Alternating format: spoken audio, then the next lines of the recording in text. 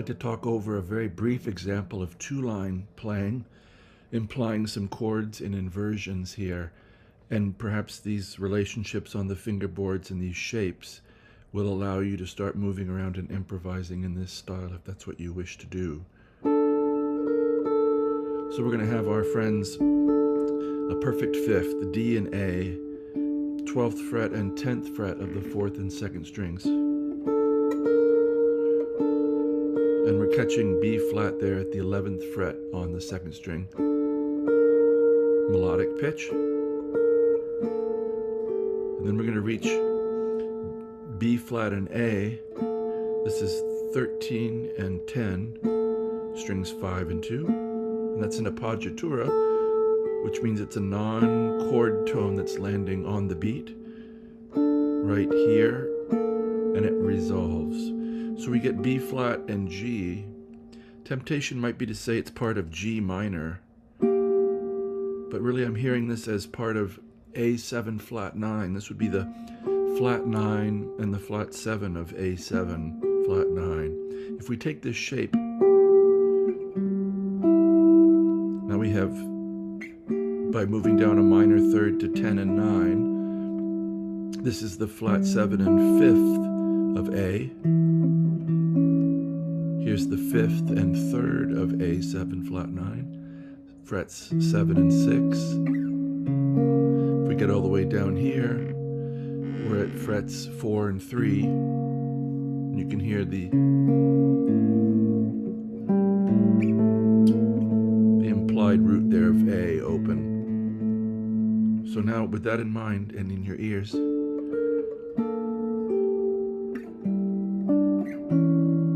hear how that would go right to D minor in our ears. A lot of this is about anticipating resolutions and anticipating where the lines might go, and also knowing enough progressions that if you choose a certain switch track, you can take it there.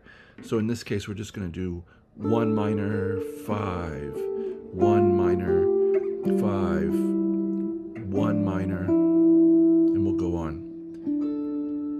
10 and 12, 13, 13 and 10 with the appoggiatura G on the 12th fret.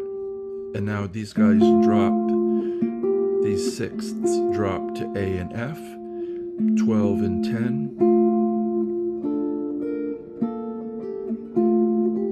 And we're coming up, A and F, 12 and 10 is going to 12th fret G. And another appoggiatura, 10 and 10, G and F, coming down to E, releasing, 9th fret. And now we're going to come together. We've had a voice exchange. So D and A has become A and D, 7th fret of the 4th and 3rd strings. Together, 5th. This gives us somewhere to go. So the voices are pretty close together. If we start moving them, they're going to run into each other really quick, which on the guitar leaves us nowhere to go. So the 7th fret interval of a 4th, A and D. We're going to raise up the melody to the 9th fret, 7, 9. Little finger's great here because we're going to come together at the 10th fret of the 5th and 3rd strings, G and F, E, G and F. Keep going to where we have G and G. This is now 10 and 8. And we come out to, which could be heard as a first inversion D minor chord, F and A. 8 and 10, we're going to raise up to the upper neighbor here. So from 10 to 11. And we're going to lower that bass so we get some contrary motion.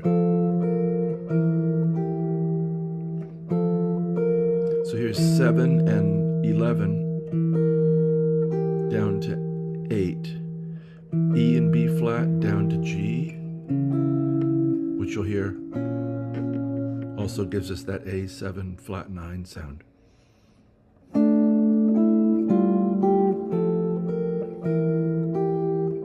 And we can resolve here to F and A, 8 and 10. You could put the D on top there if you want. It's really crying out for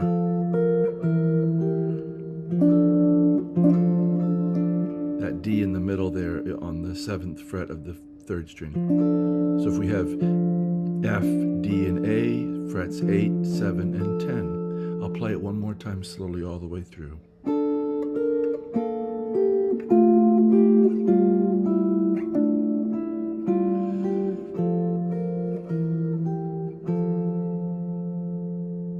And just one little side note too, I notice my breathing.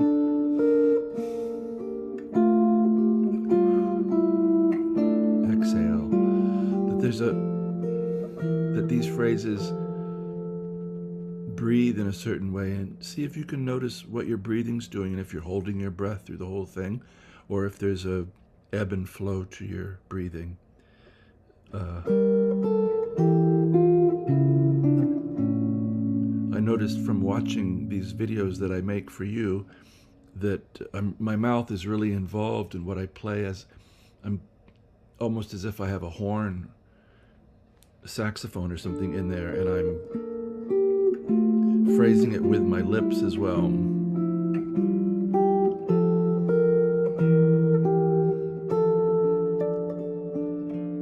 So I hope this line finds you well and enjoying your music, having the luxury of playing the guitar and appreciating that fact. And I wish you, as always, a very, very good day.